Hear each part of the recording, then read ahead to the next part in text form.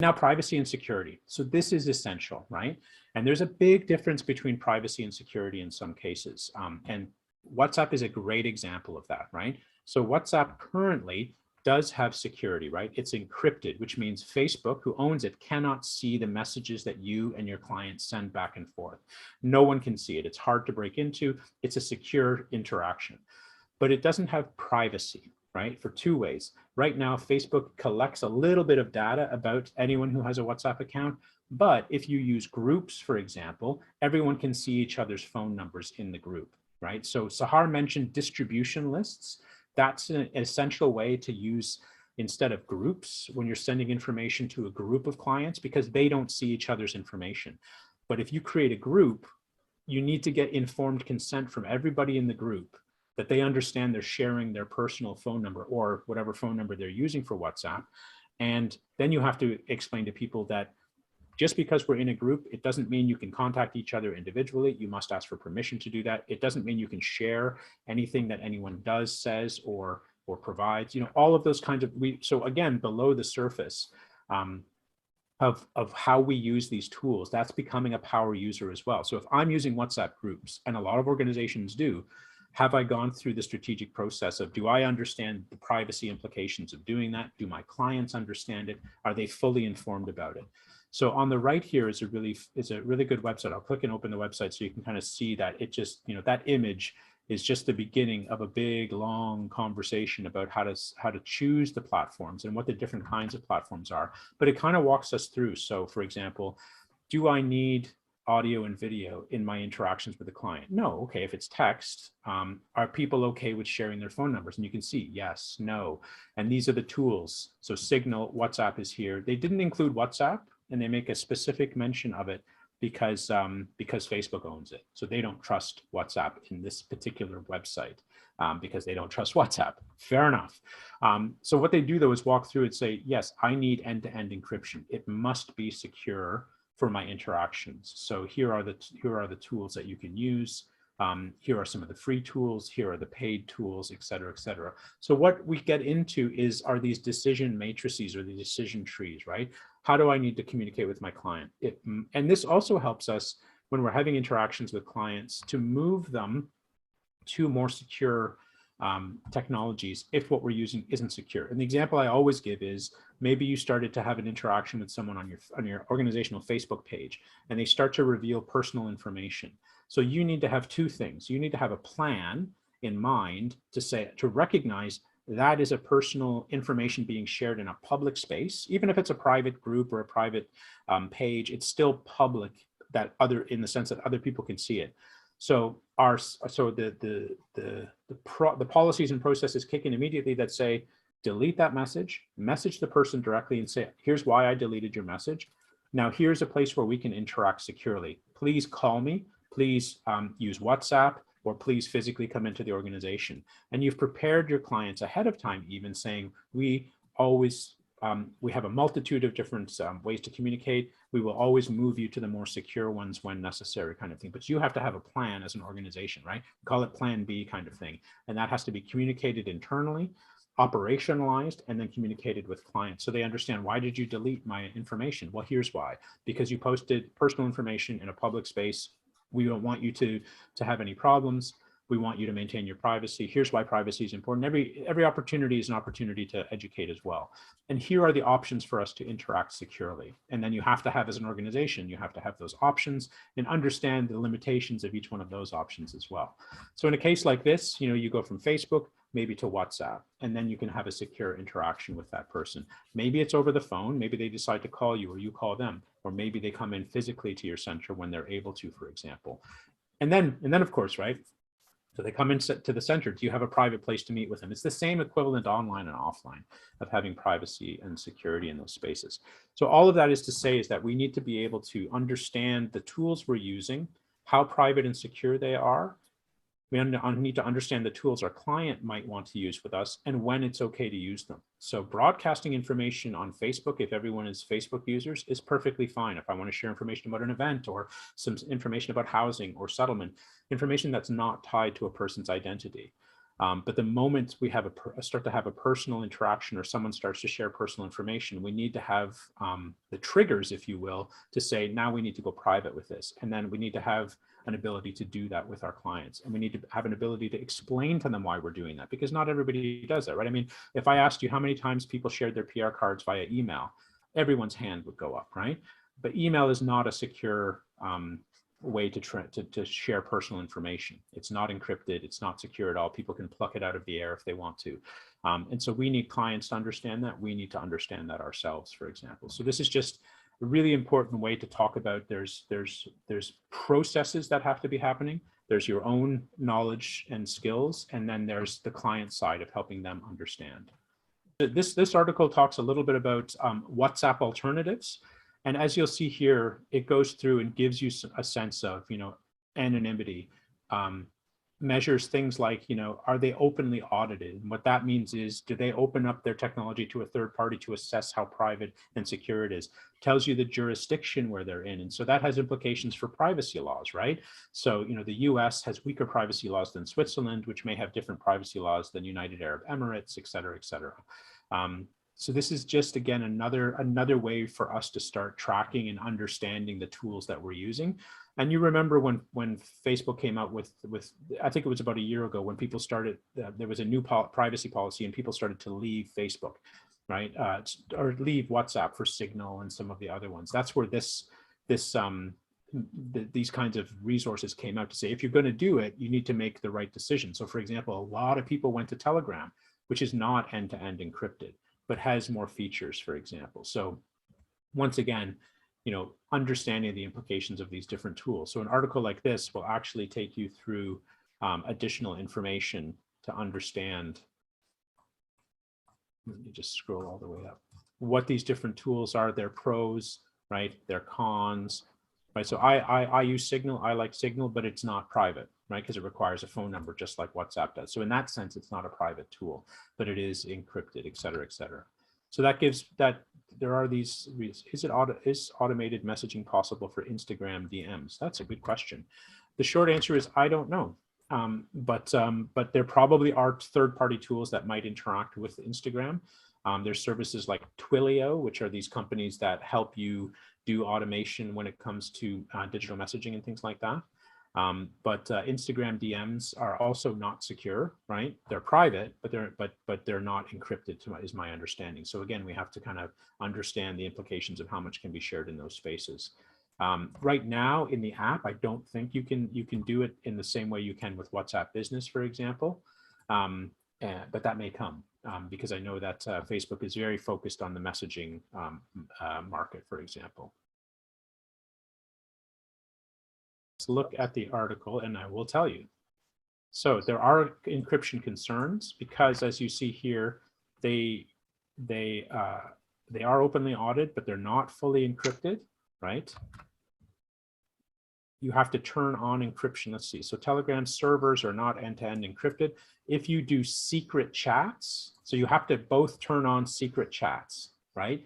But they're not available for groups or for channels. The channels, I think, are like their distribution lists. So this is the thing, right? We have to look at the very specific nitty-gritty. So if you're using client to client, means like phone to phone. If we both have secret chats turned on, then it's encrypted, right? This is like Facebook messaging. In Facebook Messenger, you can actually have encrypted chats, but you both have to turn that feature on.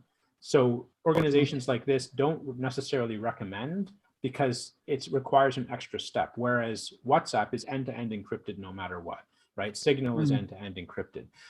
This is where the education comes in. So if people are using Telegram, and it is very popular, as it says here, for example, and we know, you need to understand what are the limitations, and to get the full safety, the full security, what each person needs to turn on in their own phone, for example, right?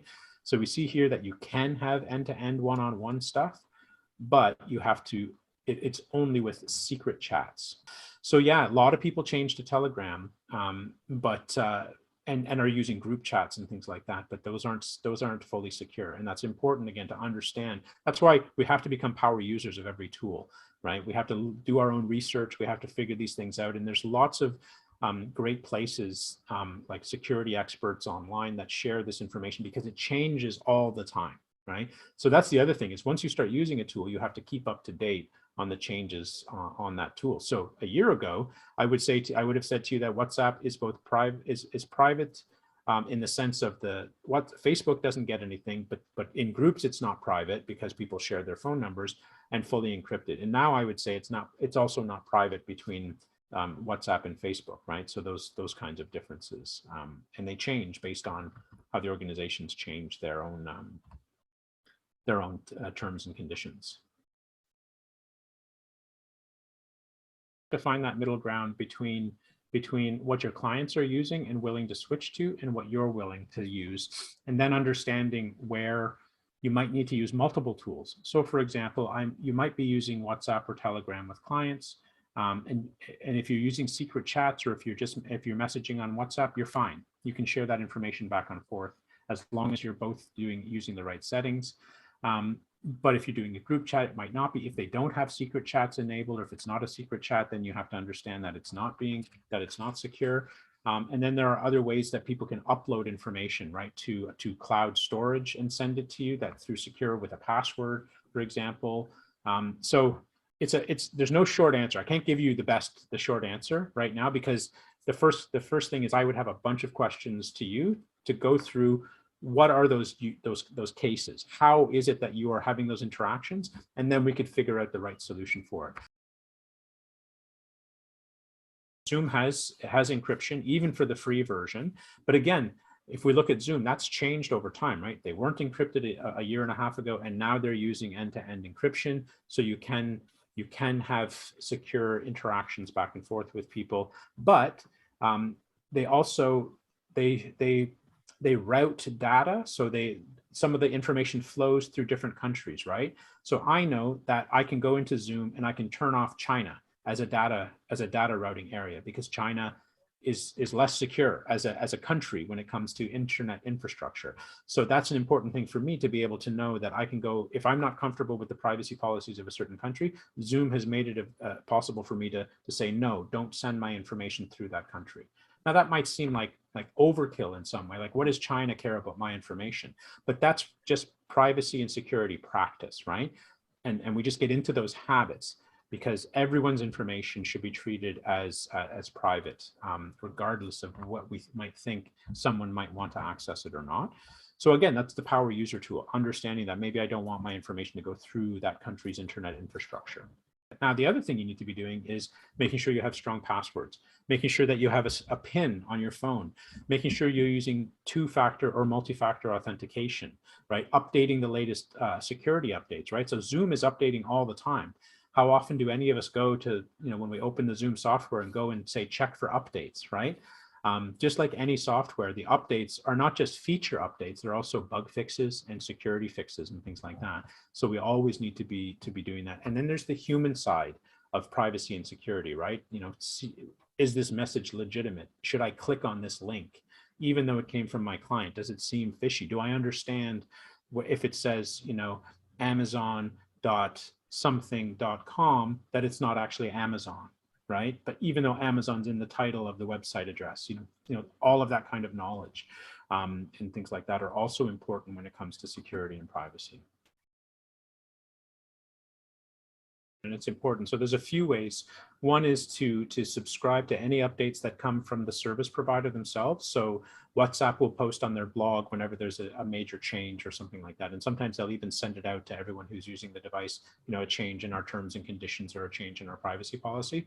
And then, and I can provide a list. I follow a number of technology nonprofits who monitor for privacy and security reasons. And so they will also share information about an update that might be concerning, for example, like a change in the privacy policy for WhatsApp earlier on. And so you want to kind of follow those people as well. And then the other is to make sure that all the apps on your phone are set to auto update, right? So that if there's an actual update to the app through Apple or through Android, your phone automatically updates the app. That's more for the background, for like privacy bugs and security bugs and new features and things like that. So the first one is a bit manual though. You have to have a process where you're following updates from the information updates about changes that might be happening to the devices. So some of the places where I showed you I got these websites will have some of that information and they'll provide updates. Like this one comes from an encrypted email provider. So this is Proton Mail, for example, and on their blog, they're focused on their product, but you know, here you can see how to delete your Amazon account. They have a number of other kinds of things like you know, how to create strong passwords, you know, email management tips, all of those kinds of things. So a group like that will share in their blog posts or in their newsletters updates and information. So it's finding those sources and then subscribing to them in a way that makes sense for you so that you get their information as they update it. And so I have a few that I follow, and I'm more than happy to share that with all of you after this, so you can kind of see you know, these privacy and security focused organizations, they stay on top of the changes and the nuances to some of these things and then communicate out what their concerns might be or their recommendations. That's the thing that we as organizations need to do, but also as a sector, right? Like ideally, we would have some national organization that, you know, is monitoring those things and then sends messages out to settlement agencies about how it might impact them. Right? Like that's down the line. Right now, it's up to the individual agency and even the individual worker to stay up to date on that information, unfortunately. But those are some places that I stay up to date, and then people share that information on social media, right? So I share on LinkedIn, other people share on LinkedIn. Like I follow a number of cybersecurity experts on LinkedIn, and they share information as they're getting it, and sometimes that's how I find out about things. So it's kind of like a bunch of different sources in different places, right? Threema, I think, costs money. Let me just click on the link. And that can be a challenge, right, with Threema. Just pull it up here. So Threema is not free. This is the difficulty of having people change the technologies they're using, and that requires a lot of investment, right? That's why so like I mentioned before, like the YMCA with their Point B app, they initially, and I don't know if they've solved it, they had a lot of trouble shifting people over to it from using WhatsApp, because they were like, no, I use WhatsApp, I'm comfortable with it. Why do I need yet another app kind of thing? You can just message me on WhatsApp and it's encrypted, it's safe. And that's the difficulty with Signal. Signal saw a bump when Facebook changed their privacy policies around WhatsApp, but that was for people who were already security conscious, right? It is difficult to get someone to switch unless you can help them understand the benefits of doing it. That's part of the idea of digital resistance, right? Is, you know, it's not just digital literacy, but digital resistance is like, how do I get someone to change their habits? How do I get them to change what they're doing now? And again, it comes back to this model, right? Figuring out where people are at with their experience and then helping them understand, oh, okay, so privacy is a concern for you. Security is a concern. Well, let's talk about something that we're using or investigating that's more secure than what you're using. So how do you then help them to make that shift over, right? It requires a lot of effort, a lot more time and effort to do that, because you have to give them a reason to do it. And then an understanding of why they're doing it, and then help them to actually do it. And it may not mean that they abandon the other thing that they're using with their friends and family. Maybe they'll still use WhatsApp for that, but you're trying to convince them that in our interactions as an organization, we want to use the most secure channel possible. And we have determined that it is this, and here's how easy it is to use. Like I can tell you, I use Signal and WhatsApp. I use WhatsApp because for the same reason, I have family members who won't switch from WhatsApp to Signal because it's a hassle, right? But I've been able to switch some people because I can show them they're very similar. The functionality is very similar. The interface is very similar. But other people, they won't leaking an assessment of if what they're using is in fact insecure. How do it's easier to shift them over. But if what they're using serves their purposes, it's easier to use, and it's secure, right, which WhatsApp currently still is, then it's a harder argument to make. And it's also not an argument we need to necessarily make until we determine that it's no longer secure, right? But it is that plan B idea. We have to have in the back of our minds something to switch to if something becomes not secure. A great example is Skype. Years ago when Skype was independent, the video and the phone and the text chats were all encrypted. Then Microsoft bought Skype, and all of a sudden nothing was encrypted. They unencrypted it for some bizarre reason. And then about a year later, they re-encrypted the text chat, but not the video and not the phone. So there were organizations that they had to understand that their use of Skype was no longer safe, and they switched to other video conferencing platforms, basically. And they had to shift their entire client base over to that in order but they had to explain it, they had to educate them, they had to give them how to use it, all of those different things. So it happens. It happens sometimes, but we have to be prepared as an organization to help not only our staff, but our clients make that shift as well.